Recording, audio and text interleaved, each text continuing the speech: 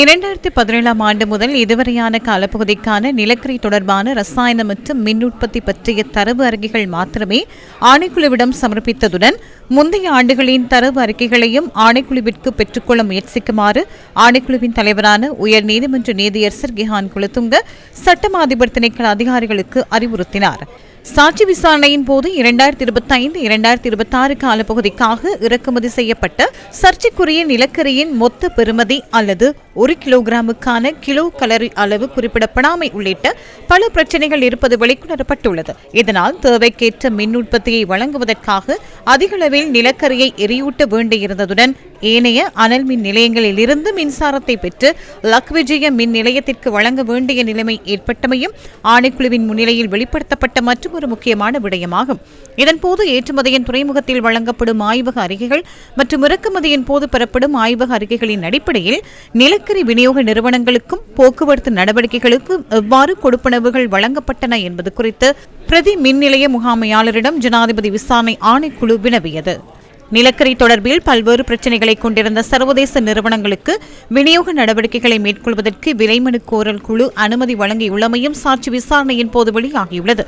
மேலும் விநியோக நிறுவனத்தினால் ஏற்றுமதியின் போது துறைமுகத்தில் வழங்கப்படும் ஆய்வக அறிக்கைகள் மற்றும் விலை விவரங்கள் அடங்கிய அறிக்கைகள் நிலக்கரி கப்பல் தனது பயணத்தை ஆரம்பிப்பதற்கு முன்னர் லக்விஜய நிலக்கரி மின் நிலையத்திலிருந்து மின்னஞ்சல் மூலம் அனுப்பப்பட வேண்டும் என்ற போதிலும் கப்பல் நாட்டிற்கு வந்தடைந்த பின்னரே அவை தாமதமாக அனுப்பப்பட்டமை தொடர்பிலும் பல பிரச்சினைகள் காணப்பட்டமை வெளிச்சத்திற்கு வந்துள்ளது. இதன்போது தென்னாப்பிரிக்காவிலிருந்து இறக்குமதி செய்யப்பட்ட நிலக்கரி தொகுதிகள் குறித்து கூடுதல் கவனம் செலுத்தப்பட்டது. அத்துடன் உலக சந்தை விலைகளுடன் ஒப்பிடுகையில் யதார்த்தமற்ற வகையில் மிக குறைந்த விலையில் விநியோகஸ்தர்களிடமிருந்து நிலக்கரி கொள்வனவு செய்யப்பட்டமை குறித்தும் ஜனாதிபதி ஆணைக்குழு இதன்போது லக்விஜய மின் நிலையத்தின் பிரதி முகாமையாளரிடம் வினவியுள்ளது. நிலக்கரியின் தரம் குறித்து பிரச்சினைகள் எழுந்த பின்னர் சர்வதேச சுயாதீன பரிசோதனை நிறுவனமான பியூரோ வெரிட்டாஸ் மூலமாக தர அறிக்கைகள் பெறப்பட்ட போதிலும் விநியோக நிறுவனங்களின் கோரிக்கைக்கிணங்க அவர்களால் பரிந்துரைக்கப்பட்ட ஆய்வகங்கள் மூலமும் தர பரிசோதனை அறிக்கைகள் பெறப்பட்டமை குறித்து ஜனாதிபதி ஆணைக்குழு இங்கு சாட்சி விசாரணை நடத்தி உண்மைகளை உறுதிப்படுத்திக் கொண்டது. நிலக்கரி மின் நிலையத்தின் பிரதி முகாமையாளர் துஷாந்தா பேகோனிடம் சாட்சி விசாரணை நடத்திய போது வெளிவந்த மற்றொரு விடயம் என்னவெனில் அமைச்சரவையின் அனுமதி கிடைக்கப்பெறாது CFR என்ற உலக சந்தை விலை குறியீட்டின் கீழ் நிலக்கரி இறக்குமதிக்காக விலை மனுக்கள் கோரப்பட்டிருந்தமையாகும். FOB மற்றும் CIF ஆகிய விலை குறியீடுகளுக்கு மாத்திரமே அமைச்சரவை அனுமதி வழங்கியிருந்தது.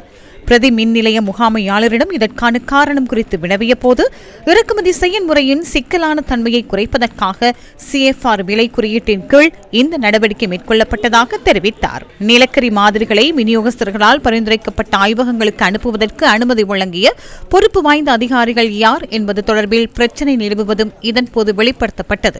இதேவேளை 2025-2026 காலப்பகுதியில் நிலக்கரி விநியோகஸ்தர்களிடமிருந்து விலைமனு கூறுவதில் சிக்கல் நிலவுவது லக்விஜய நிலக்கரி மின் நிலையத்தின் ஓய்வு பெற்ற மின் நிலைய முகாமையாளர் புன்கித் வன்ஷநாத் பமுனுசிங்கவிடம் சாட்சி விசாரணை நடத்திய போது தெரியவந்துள்ளது. விநியோகஸ்தர்களிடமிருந்து விலைமனு கூறுவதற்காக இருந்த 48 நாட்கள் கால அவகாசம் தேசிய கொள்முதல் ஆணைக்குழுவின் அனுமதியுடன் 21 நாட்களாக குறைக்கப்பட்டமையும் அதன் பின்னர் எவ்வித அனுமதியுமின்றி மீண்டும் அந்த கால எல்லை 28 நாட்களாக திருத்தப்பட்டமை தொடர்பிலும் சிக்கலான நிலைமை எழுந்துள்ளதாக ஓய்வு பெற்ற மின் நிலைய முகாமையாளரிடம் வினவிய போது தெரியவந்துள்ளது. அவர் லக்விஜய நிலக்கரி மின் நிலையத்தில் 2013 ஆண்டு முதல் 2024 ஆண்டு வரை பணியாற்றியுள்ளதுடன் பிரதி மின் நிலைய முகாமையாளர் பதவிக்கு முன்னர் அவர் பிரதம பொறியியலாளராகவும் கடமையாற்றியுள்ளார். அத்துடன் அவர் லங்கா நிலக்கரி நிறுவனத்தின் பணிப்பாளர் சபையிலும் விலைமனு மதிப்பீட்டு குழுவிலும் உறுப்பினராக பணியாற்றியவராவார். அண்மையில் நடைபெற்ற சாட்சி விசாரணைகளின் போது சட்டம் அதிபர் திணைக்களம் சார்பில் பிரதி சொலிசிட்டர் ஜெனரல் கங்கா வாகிஸ்தா ராச்சி, அரசு சிரேஷ்ட சட்டத்தரணி ஆஞ்சலோ வான்ஹப் ஆகியோர் கலந்து கொண்டிருந்தனர். நாட்டில் இடம்பெற்ற அனைத்து நிலக்கரி கொடுக்கல் வாங்கல்கள் குறித்து விசாரிப்பதற்காக ஜனாதிபதி அனுருகுமார திசாநாயக்கவினால் உயர் நீதிமன்ற நீதியரசர் கிஹான் குலதுங்க தலைமையில் இந்த முழு அதிகாரமுடைய ஜனாதிபதி விசாரணை ஆணைக்குழு நியமிக்கப்பட்டது.